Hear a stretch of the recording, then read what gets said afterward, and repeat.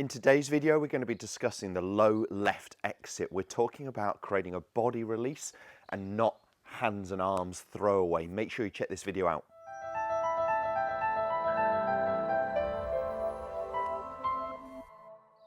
Welcome back to the TruGolf Academy. You've joined me, Jon Watts, today in my back garden. Hope you guys are keeping safe from the coronavirus. That's why I'm at home filming these videos rather than out on the golf course.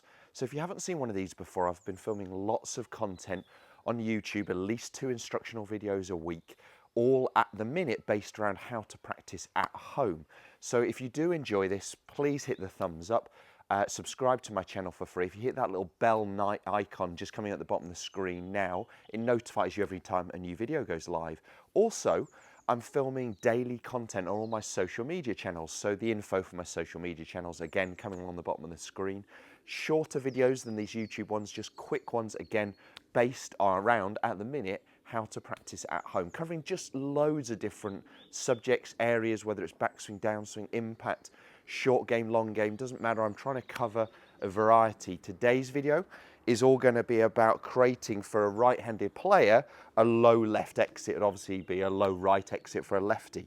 So we're trying to get the club to work more on an arc shape rather than down the target line, hence the tall stick in the ground here. Let me just go ahead and hit a couple so you can see what I mean. I've just got enough room, hopefully, he says, for the ball to miss to the right. So I'm aiming at pretty much the center of my bullseye target on the net here, and the club to miss to the left. Now, with any of these drills, if you haven't got a golf net set up at home, and I know sales have gone through the roof, just doing, or be inventive if you can, you know, whatever you can hang to hit balls against, brilliant airflow balls against the side of the house, even just doing some golf swings where you're clipping a tee peg in the ground and you've got nothing to hit, will still achieve the right result. Less talking, more hitting. What so? Club to miss to the right, ball to, I said that wrong, ball to miss to the right, club to miss to the left.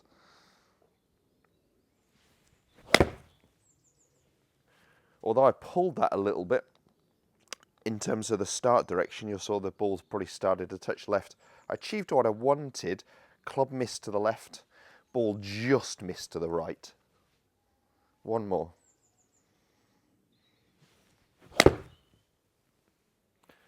So what am I having to feel here? And it is, if you've never done this before, it is a little bit off-putting.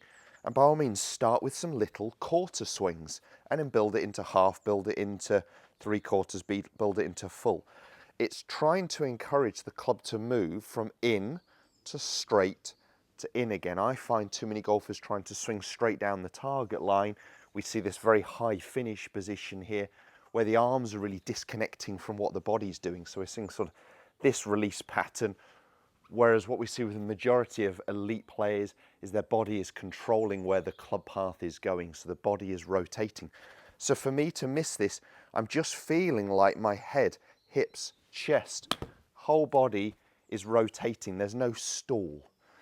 Now, I could get the club to miss left with a hell of a lot of hands, and you would see the butt end of the club pointing back towards the camera.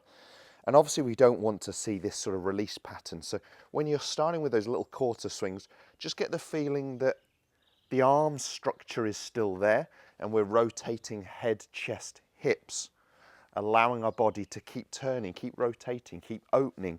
And that's allowing this club to move lower and further to the left, which is definitely something I have to work on. My finish position, you know, used to be, and it is still too high, but is a little on the high side still there and used to be much higher. And I'd really like to see my body rotate more. The more open I can get, the better. It's a huge power input. The more we can rotate our body, it's a big power source. We'll kick a ball instead of that way a lot further if we do it with rotation. So same thing in the golf swing. If we can create rotation, massive, massive power source. But it's also going to help us control that club face position. So we're going to get straighter, more accurate golf shots. So it's a win-win, really. And what I've done in terms of this setup, and I'd play around with it, it depends on the club that I've got. I've got a 7-iron here. This cane is starting around just over 3 foot in front of me. It's pretty much on my ball to target line, but the angle is tilted slightly. So instead of vertical at 90 degrees, it's closer to around 70. and there's just enough room for the ball to miss right. It feels, in my way, it feels like I've got to get that club moving to the left to miss the cane, but that's the whole idea behind it. So as you get better at this, by all means, move this in or angle it more. And it will need to change depending on the club that you've got. If you want to do this with a longer club, that cane would need to be a little bit further in front. It needs to be far enough away that I'm not going to hit it with my hands, but it's definitely en route for the club. So let me just finish with a couple more. And that feeling is, again, body rotation to create this low left exit. No stall, effectively. Let's give it a whirl. I'm just pulling these a little bit, and it might be that I need to create a little bit more shallowing in the downswing, but if you're someone who's struggling with that exit position, it's really, really vital to get that club working a little bit more inwards on the way through, more on an arc. Let me see if I can start this more on line. It's closer, just a fraction to the left, but all of these, my club path is going left. And that was the key, that was the intention, that was the idea. As I said, if you haven't got a golf net set up, don't worry, airflow balls would be brilliant.